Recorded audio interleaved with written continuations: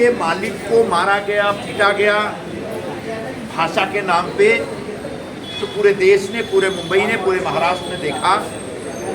लोगों में जबरदस्त असंतोष है, नाराजगी है। मैं ये नहीं कह रहा हूँ कि मराठी भाषा का आग्रह करना गलत है, बिल्कुल सही है।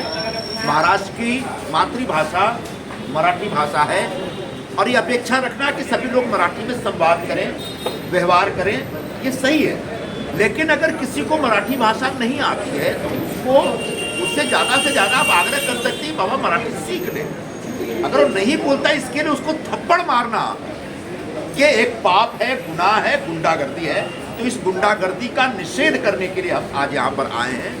और हमने जोधपुर स्वीट में उनके मालिक से मिलने का प्रयत्न किया, लेकिन वो संभवतः थाने चले गए थे। उनके छोटे भाई मिले, उनके छोटे भाई ने मेरी वो बाबूलाल जी से बात कराई और मैंने उनको यही कहा कि आप अकेले नहीं हैं, इस संकट की घड़ी में हम सब आपके साथ हैं, पूरी सरकार आपकी। मराठी बोलता हूँ लेकिन बहुत बढ़िया से नहीं बोल पाता, तो होता है दूसरी भाषा बोलने में लोगों को थोड़ी तकलीफ होती है, लेकिन धीरे धीरे लोग सीख जाते हैं। ये कहना कि आप अगर मराठी नहीं बोलेंगे तो थप्पड़ मारेंगे, ये हम इसका विरोध करते हैं, इसका विरोध करने के लिए आए। और जो लोग को लगता होगा कि हमारी सरकार के बारे में, तो मैं बताना चाहूँगा कि हमारी सरकार नहीं मराठी भाषा को अभिजात भाषा का दर्जा दे। हमारी सरकार ने मराठी भाषा के प्रचार प्रसार के लिए जबरदस्त कार्यक्रम चला रही है। तो हम लोग कोई मराठी भाषा के खिलाफ नहीं है, लेकिन मुंबई और महाराष्ट्र में हर वर्ग के लोग रहते हैं, हर वर्ग के लोगों की भावना का सम्मान होना चाहिए, हर वर्ग के लोगों के बीच एकता होनी चाहिए। यह संदेश लेकर हम आज यहाँ पर आए हैं। वहाँ से चल के हम आज काशी मेरा पुलिस स्टेशन आए हैं और वहाँ पर जो सीनियर PI साहब थे उनसे मैंने यही पूछा कि अभी तक उनकी गिरफ्तारी क्यों नहीं हुई। तो उनका ये कहना है कि भारतीय न्याय संहिता के तहत जो प्रावधान है उसके तहत अगर 7 साल से कम की सजा है तो उसको गिरफ्तार करने की आवश्यकता नहीं है। उससे आप राइटिंग में बॉन्ड भरवा के ले सकते हैं कि आने वाले 1 साल तक आप किसी को धमकी नहीं देंगे, कोई गुनाह नहीं। जो हमारे पुलिस वाले साथी बता रहे हैं उससे समझ में आ रहा है इनके भी हाथ बंधे हुए हैं। इन्हें कहा गिरफ्तार करने के बजाय हमसे बॉन्ड लिखवा रहे हैं कि 1 साल तक वो जोधपुर स्वीट वाले को भी कोई धमकी नहीं देंगे और किसी के साथ इस तरह का दुर्व्यवहार। ये तो पहली बार PNS के तहत कोई एक केस रजिस्टर हुआ है जिसको मैं देखने समझने आया हूँ। मुझे भी नहीं मालूम था कि ऐसा कोई प्रावधान है, लेकिन PNS एक अच्छी व्यवस्था है, पार्लियामेंट की तरफ से पारित, पार्लियामेंट के द्वारा बनाया हुआ ये कानून है। अब इसमें और क्या क्या प्रावधान है जरा उसका अध्ययन करना पड़ेगा। पहले हमको IPC के एक धारा मालूम होती थी, 302 क्या है, 120B क्या है, 507 क्या है, सब हमको मालूम होता था। अभी नई व्यवस्था है तो इसको समझने सीखने का व्यक्ति थोड़ा वक्त लगेगा, लेकिन जो जनरली लोगों की चिंता है कि उसको गिरफ्तार करना चाहिए, अभी तक गिरफ्तार नहीं करने के पीछे मुझे दिख रहा है कि पुलिस की कानूनन मजबूर है। सर, पहले के राजकारण में और अभी के राजकारण में कितना स्तर गिरा हुआ नजर आता है आपको, क्योंकि आपने कई वर्षों की राजनीति की है। राजकारण में देखिए हमारे अलग अलग विचार हो सकते हैं और होने भी चाहिए।